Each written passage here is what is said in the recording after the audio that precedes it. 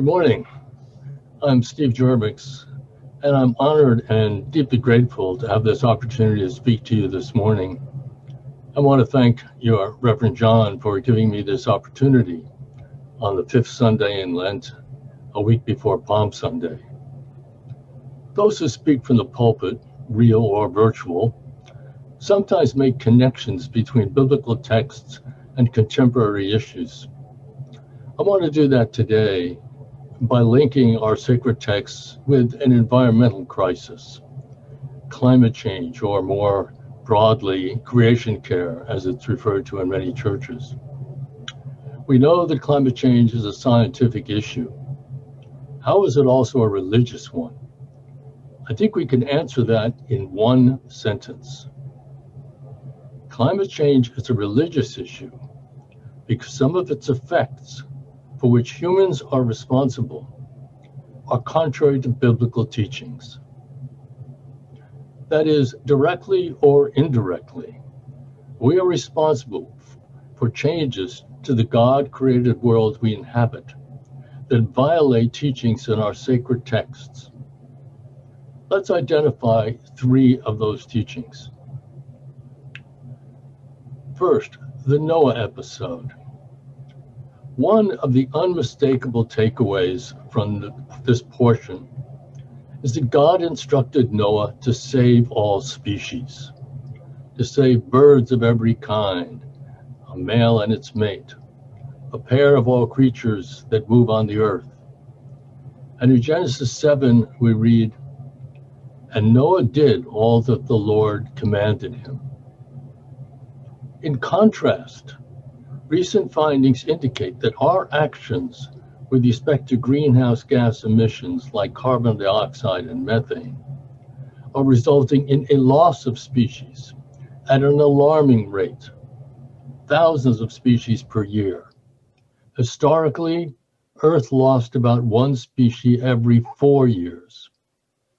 We bear responsibility and place ourselves in peril with these enormous losses, which are, in addition to the scientific aspect, contrary to biblical teachings. Number two, food.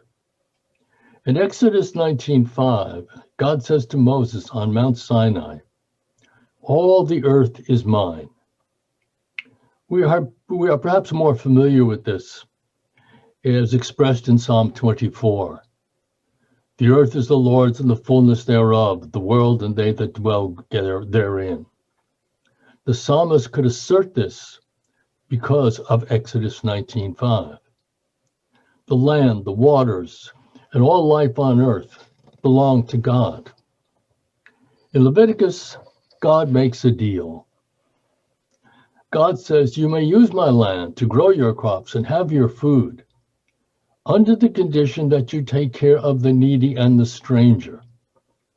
For example, when you harvest your field, do not cut to the edges of your field. That must be left for the needy and the stranger. When you harvest your field, do not cut the corners of your field. That must be left for the needy and the stranger.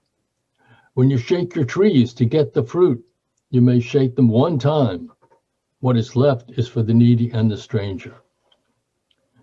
For me, Jesus alludes to these teachings when he says in Matthew 25, "Truly I tell you, just as you did it to one of the least of these who are members of my family, you did it to me." When you take care of the thirsty, the hungry, the naked, or the stranger, you connect with Jesus. And later in Matthew 25, Jesus says, "Truly I tell you, just as you did not do it to one of the least of these, you did not do it to me."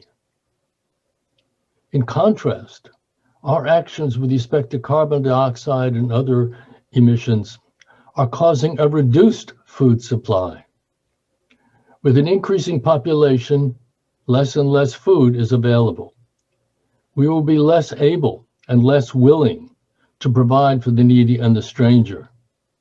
And therefore we violate this biblical agreement with God. Now let's turn to a third effect, teachings about air pollution. I view greenhouse gas emissions as a form of air pollution. And air pollution existed in biblical times, from tanneries, from the carcasses of dead animals, from windborne chaff, and so on. We have post-biblical rulings about air pollution that are rooted in biblical teachings. Love your neighbor as yourself. Do unto others as you would have them do to you. These rulings came about because people downwind complained to the legal or religious authorities, just as we would do today. Here's an example of such a post-biblical ruling. Carrion, or the carcasses of dead animals, graves and tanneries must be kept 50 cubits, it's about 75 feet, 50 cubits from a town. A tannery must only be placed on the east side of a town because the east wind is gentle and will not carry the fumes into the town. Does this read like land use planning? And this is just one ruling, there are many. A principle we can pull from these rulings is an individual is not to engage in an activity that harms the community. Love your neighbor as yourself. Do unto others as you would have them do to you.